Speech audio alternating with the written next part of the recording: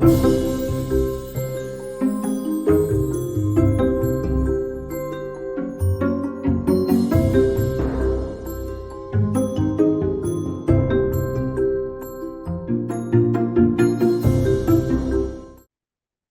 think we're just now coming up to the hour. I'm sure we'll have more people joining. For those who might have to leave early or who might be joining late, we are recording this session and we'll make that available to you so you can view it on demand. Or if there are so many just great nuggets that Brittany shares and you want to go back and revisit them, that will be available for your recording as well. So with that, I am just so thrilled that we have Brittany Moser with us today. She is the director of the digital learning team, and she is going to be talking about practical ways to add personality to our online courses. We're so thrilled to have her and her expertise with us. So we're just going to pass this over to Brittany and let her kick things off. Okay, hi everybody. I'm going to share my screen. I will say I've been struggling with Wi-Fi recently, so I know everybody loves to hear that, but I will hopefully be able to go through this presentation without a hiccup, but it's technology, so I'll do my best. Okay, you can all see my screen? Okay, give me 1 second while I shuffle some things around. All right, okay. Bringing personality to your online courses. This was a really fun presentation to put together. It's short. I can almost guarantee you it won't go for longer than 15 minutes, so you can also enjoy your lunch at the same time. If we have Wi-Fi issues, I did pre-record this presentation as well, so I can send out yeah, I know. Thanks, Jamie. You're giving me an impressed nod. I appreciate that.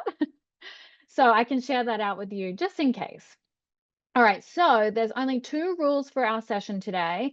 Number 1 is to apply one of these strategies in your classroom, in your online classroom after you leave. And number 2 is to enjoy. I have put up the 3 instructional designers that are on my team. So if you see one of these strategies and you're like, that sounds fun, I would be interested in trying that, but you don't know how to achieve that, you can absolutely reach out to either me or one of my amazing girls, and you can receive some support from us, no worries. So our agenda for today is really quick, simple, and easy. I'm going to briefly talk about the case for bringing personality to your online class, why it's important. And then I've got 5 new strategies, interesting strategies to share with you that I hadn't stumbled across before. And hopefully you enjoy them and hopefully you can apply it at the end of the session. Diving straight into why should we be bringing personality to our online classrooms? Number 1, overarching, is when you as the teacher, as the instructor, bring your personality to your online classroom. Basically, you boost student outcomes. Their grades go up. It's research-based. We know this to be true, but that is because there is a number of things behind that. Can anyone hear my Teams bopping off? Is that noise coming through? Oh, okay, just me. Okay, sorry about that. Okay, so number 1, which I thought was interesting that I hadn't thought of and it wasn't as self-explanatory, was instructor immediacy. So when you are bringing yourself to your classroom, basically those behaviors that are verbal and nonverbal, they reduce the perceived distance between the instructor and the students. So if you can reduce that perceived distance between you and the students that are in your class, by bringing your personality to the table, student outcomes increase. So instructor immediacy is one of those reasons why we bring who we are to the table. And similarly, instructor presence, it is really strongly correlated with higher student satisfaction and learning outcomes, what I had mentioned just before about their grades go up, which also reflects very positively on you. That all happens when you're bringing your personality to the classroom. And then the other 2 that I have here on the screen are a little more self-explanatory, but instructor authenticity. When you bring your personality, the students are more likely to buy what you're selling. They believe what you're saying and they believe more that you care about it and you care about their learning experience, all from just you being you and showing them who you are. And lastly, the increased motivation and retention. We know that if students are more committed to their learning, if students persevere through their learning, that they perform better. And so this all just happens from you showing showing students, I always want to say kids, from you showing your students who you are, all of these positive things happen when we do that. It can be vulnerable, it can be intimidating as a professional to show up and be yourself like you would be, maybe not around the Thanksgiving table. We won't go that far, but maybe just hanging out. And so all good things can come from that. So I had a criteria as I was researching new and interesting strategies to share with you today. I didn't want to be a broken record. I've done a few presentations on creating a sense of belonging in your online classroom, and there are some great strategies that we can share again there, but I wanted to find new things. What are the new things that are going on out there that are interesting that we hadn't thought of before? So my criteria was it had to be fun. It had to shock students into like, wow, I haven't seen that before. Had to be creative, of course, but it also had to be easy. It had to take like less than 5 minutes for you to actually spend the time in the day to employ these strategies, because that means it's more likely that you'll actually do it. I can fully understand that everybody's so busy working multiple jobs in multiple places, has kids, totally get it. So it had to be an easy thing for you to employ. We're going to dive straight into our first strategy. As I said, I have 5. Number 1 is Easter eggs. If you are a Taylor Swift fan, or you know somebody who's a Taylor Swift fan, or you're in the zeitgeist at all, you know that Easter eggs are talked about here and there when it comes to Taylor Swift. And what that is I'll explain it to you so then you know what I'm talking about, is little clues that Taylor Swift likes to put into her songs or in her social media that indicate what a song could be about or what future things are coming up in her career. And her whole cult following of fans are like really invested in the content that she puts out and her entire career. So I encourage you to plant some Easter eggs into your content by either sending an email or posting an announcement. And what that could be is that you're giving your students clues on future content that is going to be coming up in the course. So just little clues. It's just fun. It's pure fun. It can be as subtle or as obvious as you want. I have an example here. So my goal was in an announcement to hint toward next week's topic, which was asset management. I'm not a teacher of this course, but I did go in and steal it from AC 201's announcements. So I took their announcement and I typed into ChatGPT and asked it to plant a Easter egg. And so here was my new announcement. This whole portion here was the original announcement. And then at the bottom, it gave the Easter egg, which was, as we progress, remember that managing your understanding of these concepts is like managing valuable assets. If you take care of them now, they'll continue to grow in importance. Wink. Consider this an investment in your future success. Wink. So next week's topic is asset management. I want to show you how easy that was as I put it into ChatGPT. Of course, you can do it on your own. I was just trying to save time. But the rest of this is all the original announcement that was in AC 201. And all I wrote was, I want you to plan an Easter egg in the following higher education announcement. The Easter egg should subtly hint at next week's topic, which is asset management.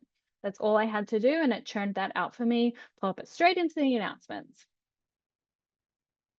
So something to keep in mind with Easter eggs, or clues we can say, is it's a good idea to let students know that you're planting those Easter eggs, or they will go unnoticed, or it'll just seem like you're being kind of weird about something.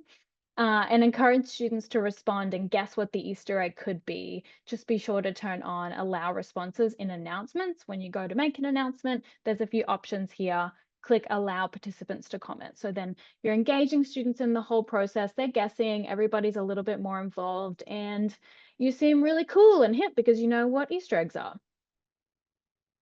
Okay, next is use playlists. And when I say playlists, really, I just mean the power of music. Share playlists that reflect your taste in music, or a fun suggestion for students to listen to while they study. Midterms or before finals is a really good or appropriate timing to share out this strategy. Former President Barack Obama is really skilled in this. If you don't know this already. Every single year he shares out his playlist for the year, like the top music he was listening to all year. So smart. It makes people feel so much more connected to him. It makes people feel like they know him on a more personal level, which boosts that connection, boosts that commitment to him just as a person now that he's not the president anymore. So he's using that strategy. We can too. There's some creativity in this. It doesn't have to be a rigid thing where you have to compile this playlist of music or share out your favorite songs or anything like that. You could just share what you've been listening to lately. If you've been to a concert recently, tell your students that you went there. It doesn't have to have anything to do with the content. It's purely just bringing a part of you and sharing it out in your online classroom. If you want to get really creative and connect it to the content, you could share the theme or topic for the week. For example, if it was like computer science and you're talking about Python code, you could have students reply with a song that matches the theme. And that could be, in response to that, very creative, Monty Python. Nothing to do with Python coding, but Python and Python. I can guarantee you students will get creative with it, which is what we want. Next, instructor photo or avatar. For sure encourage you to share photos of yourself doing your hobbies or your family or whatever that may be. You can take it a step further and create an avatar for yourself very quick and easy. It just brings a little bit of fun and creativity to the online space. If you're not sure how to do this, it's very, very easy. You can just do a quick Google search, which is free avatar photo, and you can just upload a photo of yourself and it'll turn you into a little funky cartoon that you can use in all your interactions in your online classroom.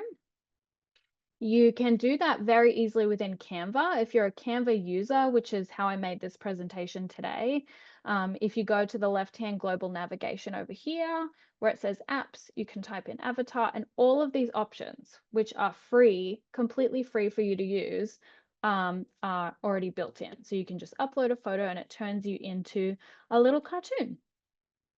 A little warning, these can be so outlandish and funny. I'll share an example with you. Here's a photo I uploaded in research for this presentation. It's a photo of me and my son, and this is what I got in return. So yeah, a little creepy, particularly they did a number on my son. I used Renaissance avatar to make this, so I probably won't be returning to that one, but maybe I will because it is funny. So just, keep your eye out for the good ones. Which brings me to humor and anecdotes. Use humor or personal stories to connect students more deeply to you, but also the concepts that you're trying to teach. I know this is a simple one and this isn't a new strategy, but I think it is a friendly reminder. If you think about your favorite teacher from school, I bet you can go all the way back to elementary school and think of a teacher that really you connected to them. I can think of someone in high school that I still think about all the time, and the stories that they would tell and how it helped me actually conceptualize what they were teaching. And it can be difficult in the online world to maintain that, but it is achievable. And so I think this is just a friendly reminder that, those teachers that we know and love, even if they're on the movies, you probably did feel like you knew them, even if it was just a little bit. And sharing those personal stories from your career, from your personal life, from your childhood, they work, right? Like humans have a storytelling brain. And so I encourage you to revert back to that old school teaching strategy. So consider some personal stories as they relate to the content or the concepts. Weave your hobbies in somehow. That's another way to just add the layer on of students connecting to you. Use whatever sayings or phrases you normally would, even if it needs explaining. Believe me, I have a few of those. And don't be afraid to tell jokes here and there. Just sharing that little tiny piece of who you are as a person. Students just feel like, oh, I know them a little bit more now. We have this little tiny connection. Lucky last. There's no better way to sound like you than using voice notes or recording a video. An oldie but a goodie, and luckily for us, Canvas has made it incredibly easy to record videos and just upload a video of ourselves or an audio of ourselves talking. It's so much easier. It's like texting versus picking up the phone and getting on a phone call. It is so much easier to explain yourself. There's no misinterpretation of tone. Particularly here, if you can look at this button, it says upload or record media. Directly in your announcements on your Canvas shell, you can record your announcement versus typing it out and writing it for students. You could even do both, whatever you want. Same thing in SpeedGrader. You can leave your students feedback on their assignments through a video or through audio. So much easier for you to quickly explain any misconceptions that they've got going on, give them praise, easy, fast, and it's accessible to all. Okay, that was 5. In summary, I'll go over the strategy list. Easter eggs or clues, playlists and music, photos and avatars, humor and anecdotes, voice and video. Going back to our rules, I was going to say goals, but they're rules. Implement one of these strategies as you leave today and enjoy. Our team is here. If you need any support implementing, if this just gave you like a little idea, even if it's separate to what I had just suggested and you want some help implementing that, reach out. We are so here to collaborate and get you bringing some more of you into your online classroom, which is a hard thing to do, but totally achievable, and students will benefit from that. So thank you so much. Again, here's my email. Here's the horrendous Renaissance painting that came out of that photo. And thank you so much for coming today in your lunch break. I very, very much appreciate it. That was awesome, as is the Renaissance photo. It's mwah. Thank you so much, Brittany. I was literally like screenshotting that last screen that you had of all the different recommendations, which we'll also be sure to put on our website as well. Are there other thoughts, ideas, questions while Brittany and part of her team, I see Tracy on here as well. Are there any questions that you guys have, or even maybe some ideas and ways you've integrated some of these things successfully in your course as well? I'll just open it back up for this discussion and anything else you guys have to share with or ask Brittany.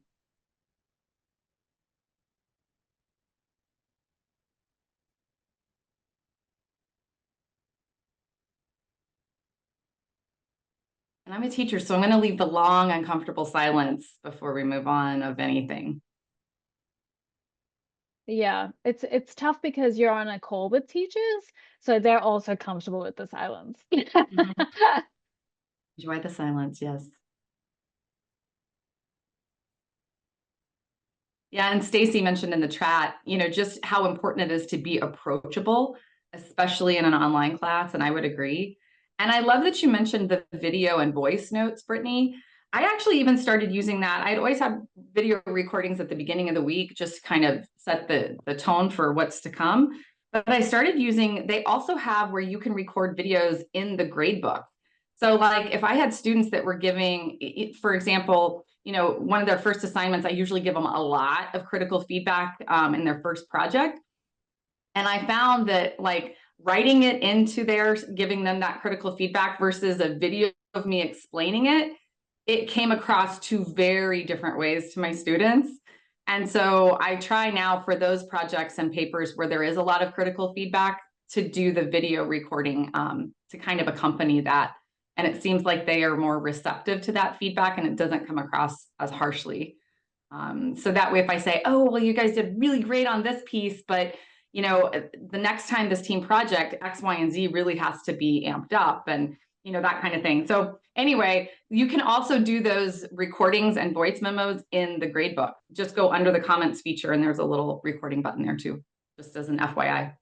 Yeah, and Tracy had a good point in the chat about not striving for perfection. I think it doesn't need to be a script, like you're not going on TV. This is just feedback to students or just connecting with students. So if you stumble on your words, if you mess something up, it doesn't matter.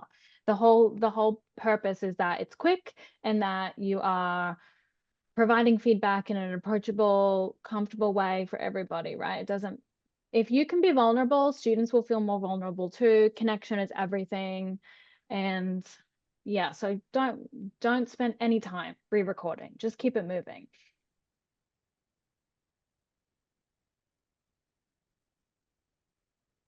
I really like the playlist idea, Brittany. In fact, I did something similar to that last night with my students, but it was a little bit of a different take. So the first thing I have them do is I have them share their favorite song that they like. And then the second thing is I have them tell me their quote unquote entrance song. So they have to pretend like if they're walking out onto a field or a court, or maybe they're walking onto a stage and they have a song playing, people in the audience are going to be like, that's that person. I know who that is. So they have to give me that too. And then I compile all of that into a playlist, and that becomes their class playlist. Oh, that's awesome. See, that's just when it comes to music, there's so many cool things you can do with it. And it tells if people feel like really deeply connected to the music that they like. And so having the opportunity to share that, people always get into it.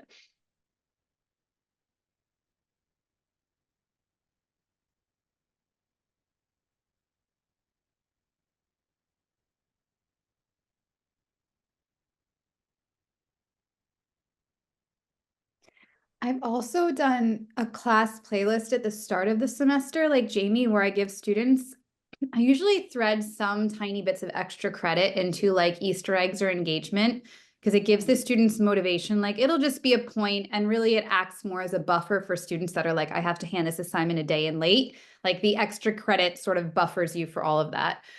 But I asked them their favorite, like what song they're, I usually put it like, what song are you vibing to right now in the chat at the start of the semester. And then I actually embed it in my course homepage. So when they land on the course for the first week or two, they land on sort of the navigation, but then also a playlist to go through the end of the semester. But I find that extra credit, like attaching Easter eggs to extra credit, also is hugely motivational and does not really make a huge impact on the grade, because you know the students who are deep in the Canvas course like that are also the students probably doing well. But it does make them search a little harder. Like it gets a little competitive.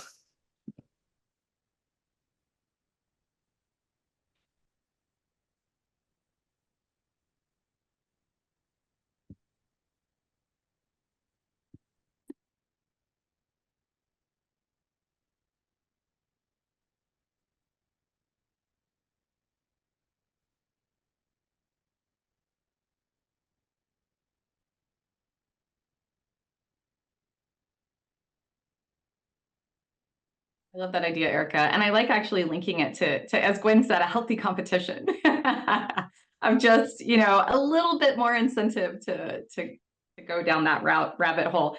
And also, Brittany, thanks for sharing Easter eggs. Now I feel like I'm not 100 years old, and you've got kind of given us like this cool, this is what all the kids are doing these days vibe with the Easter eggs too. So thanks for bringing us up into, 21st century.